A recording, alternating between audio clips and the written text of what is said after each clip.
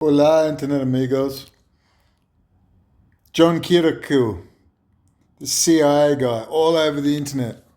Andrew Bustamante says, "You're a bad man, John." Now, John did get shafted, but what's interesting me is what he's about to say about working for Sputnik, which is like related to RT and Russian media. Now, I also have to understand, John, why are you This is working the gay yoga teacher, garbage head, like little girl, Andrew Bustamante.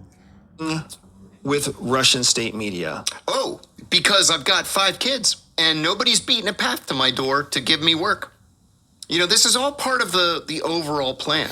It's, again, my lawyer said, this isn't about John Kiriakou. This is bigger. So for people who don't understand Andy's question, John has been hosting a radio show for a number of years for RT. 7 years now. Seven for years. Sputnik Radio. Sputnik Radio. Yeah, Sputnik Radio.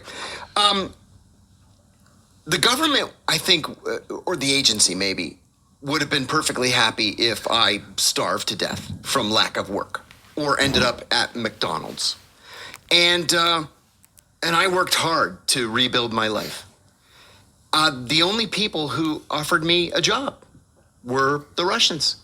And when I find that hard to believe that a man with his career, which was a very good career, couldn't get a job. I find that hard to believe. They did shaft him badly. He exposed Cheney, all the torture that was going on. More power to him, good man. But I just don't believe you couldn't get a job somewhere else. But because he still works for the CIA. first offered me this job, I turned it down.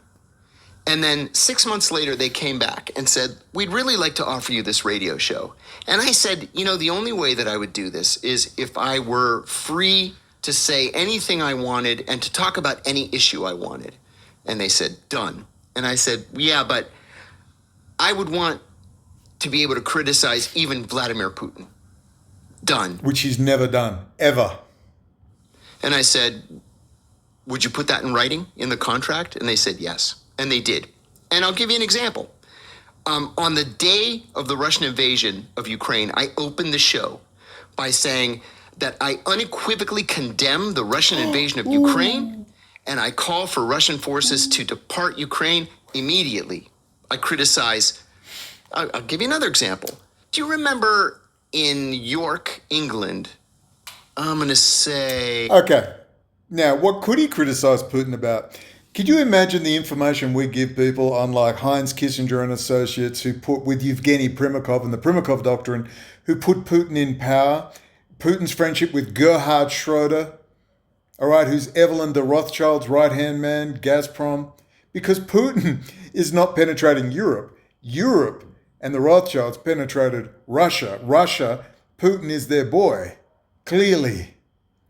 So is he going to talk about that? Is he going to talk about 30-year friendship of Putin with Klaus Schwab? No. Is he going to talk about Vladimir Putin's extremely close friendship with Benjamin Netanyahu and the fact that Russians have basically taken over Israel? No. He's not going to say a fucking word. All he ever says is, oh, this guy's very mean and nasty.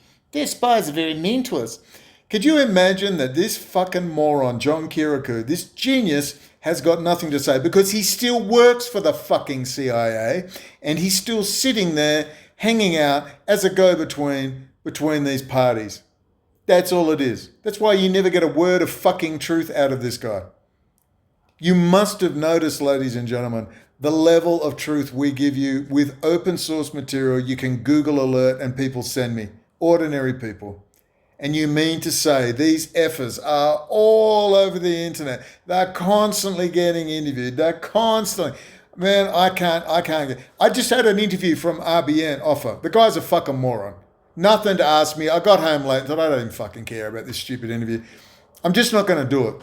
If someone cannot go to me, my God, Brendon OConnell, I have looked at the index of your incredible UN refugee document. Here are the questions I want to ask you. This is amazing. If I don't hear that, I'm not interested.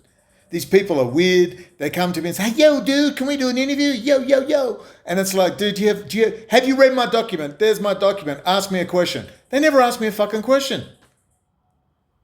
That's my first fucking test. Can you ask me a question about the case? Do you exhibit any knowledge whatsoever when I give you a fully indexed UN refugee document?